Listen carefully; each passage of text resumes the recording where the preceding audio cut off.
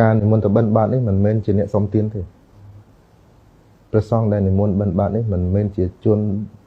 សុំស្មោមជាចកដើរសុំទានតាមច្រកផ្ទះគេទេ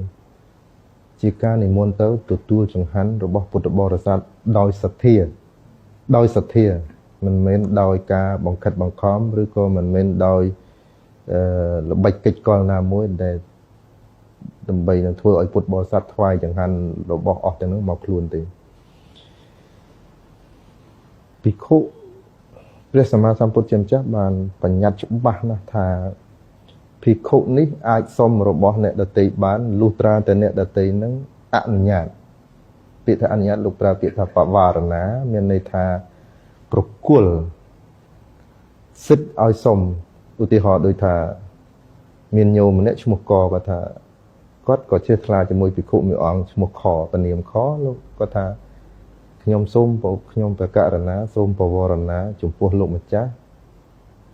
ចង្ហាន់លោកម្ចាស់ត្រូវការអីខ្ញុំកណានឹងថ្វាយទៅតាមការបិណ្ឌបាតលុះត្រាតែមានអ្នកបកុលខ្លួនឲ្យសុំអញ្ចឹងគេហៅថាពាក្យបវរណាបានអាចសុំទៅគ្មានទោសតែបើនិមន្តទៅបិណ្ឌបាតនេះគឺនិមន្តទៅដោយទៅប្រមូលចង្ហាន់ទៅទទួលចង្ហាន់ដោយសទ្ធាពីពុទ្ធបរិស័ទមិនអាចទៅសុំគេដាក់បាតហើយពុទ្ធបរិស័ទលោកដាក់បាតហើយមិនអាចទៅសុំសៀវភៅមិនអាចទៅសុំបិណ្ឌបាតកសាងវិហារកុដិសាលាខ្វះនេះខ្វះអត់ទេគឺទៅទទួលចង្ហាន់ដោយស្ងាត់ស្ងៀមភិក្ខុអង្គណាភិក្ខុសង្ឃអង្គណាសាមណេរអង្គណាសុំ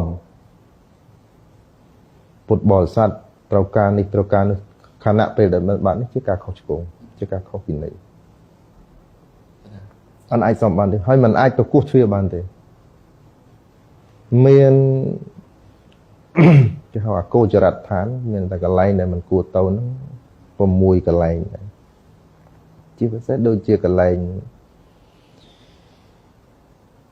គេលក់ស្រាលក់អីអត់មានទៅបិណ្ឌបាតទេគ្រឿងសង្វឹងគ្រឿងអីដែលជារបស់សង្គមគ្រឿងនេះទៅគ្រឿងសង្វឹងគ្រឿងអីអាកន្លែងគេទៅជួបបិណ្ឌបាតនេះមិនបានទេមិនឲ្យព្រះលោកឲ្យទៅទេហើយកន្លែងយើងចំទៅដូចជាកន្លែងគេរស់ស៊ីផ្លូវភេទអីមិនឲ្យទៅបិណ្ឌបាតទេអញ្ចឹងមានកន្លែង6កន្លែងដែលខ្ញុំរាប់ទៅ2ហ្នឹងទេដែលមិនត្រូវទៅបិណ្ឌបាតគឺបិណ្ឌនេះគឺបិណ្ឌមិនមែនបិណ្ឌបង្ខំទេបិណ្ឌដោយសទ្ធាហើយបើឧទាហរណ៍បើលោកគ្រូអាត្មាបង្រៀនចេះទៀតកាលនៅ